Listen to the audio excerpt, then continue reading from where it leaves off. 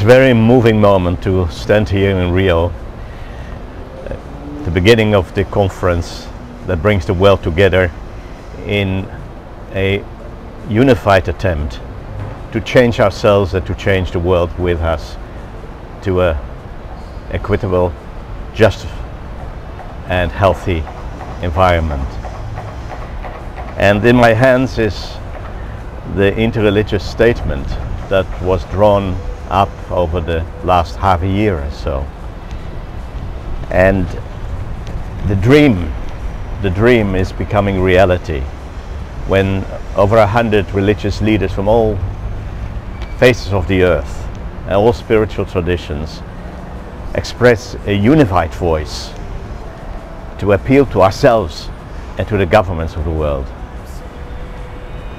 And so to read this part of the statement is walking the walk of hope.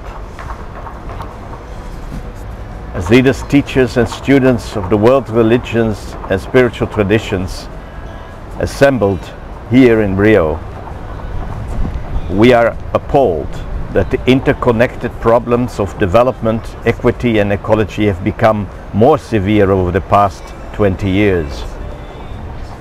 I was here 20 years ago.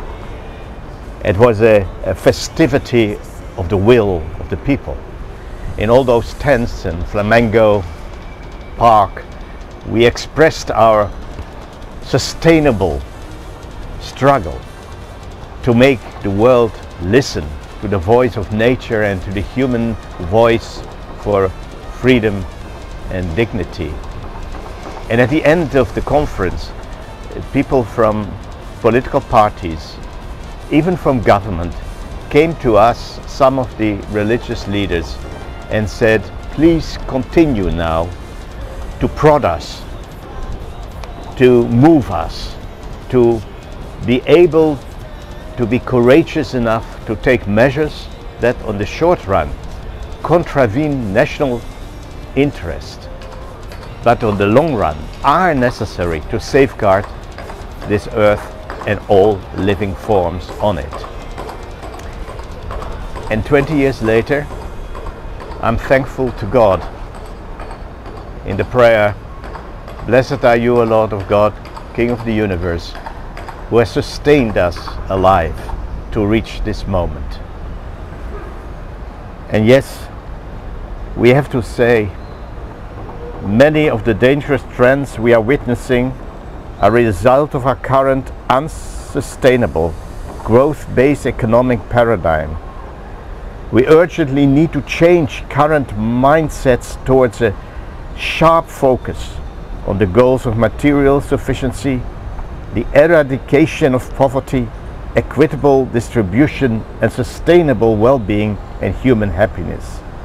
And then we start to ourselves, we repent where our traditions and organizations have failed to work for the true equality of all people and have supported the destruction of the environment.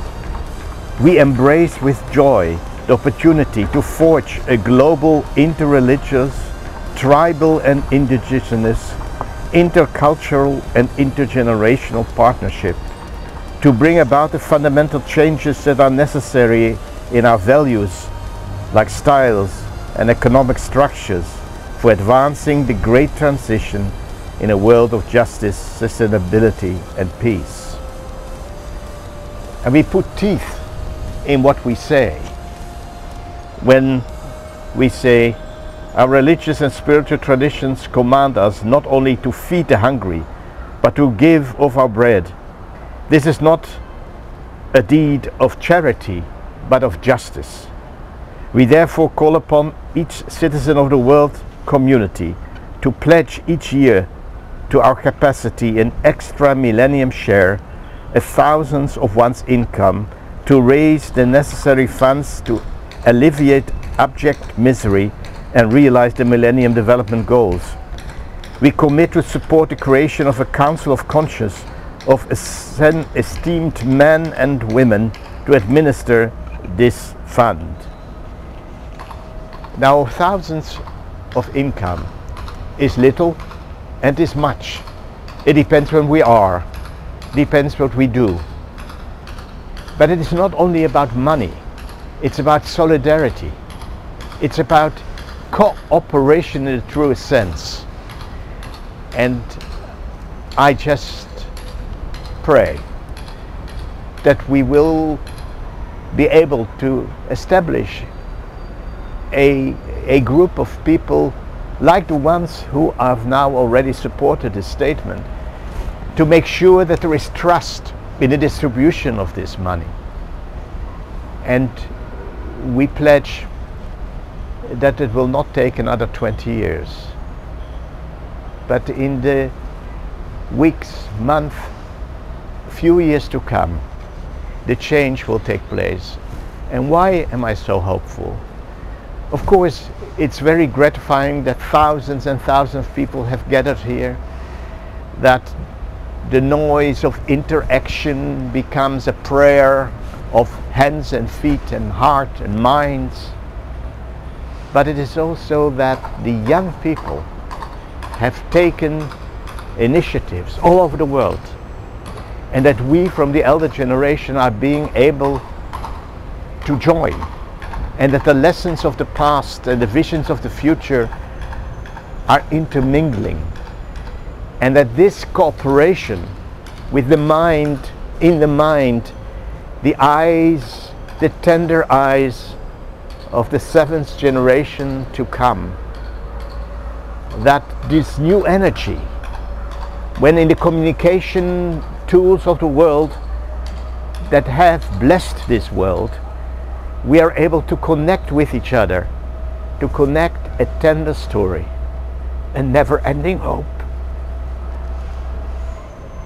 that in the face of the other, that's the image of God, the image of the absolute being, the source of all compassion, and that we are given the opportunity to stretch our hands, to hold each other, and to build this alliance, this unstoppable alliance of people of goodwill.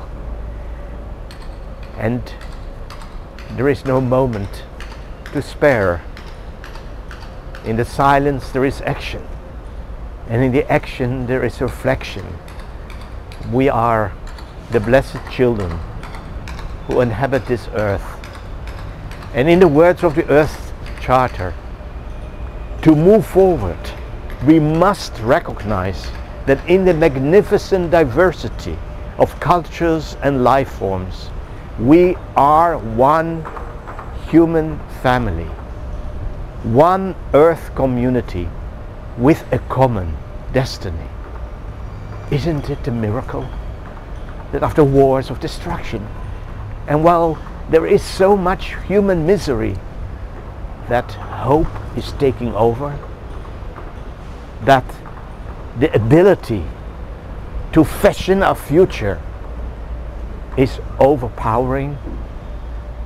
Now, it may be not the biggest and the greatest and the most magnificent meeting, and there will be criticism, and it is right so, but what has started, that river of justice, that river of bounding together, has started to flow, and the flow will go from place to place and will be a flow of living water that will open the gates of iron and stone and become the whisper of truth.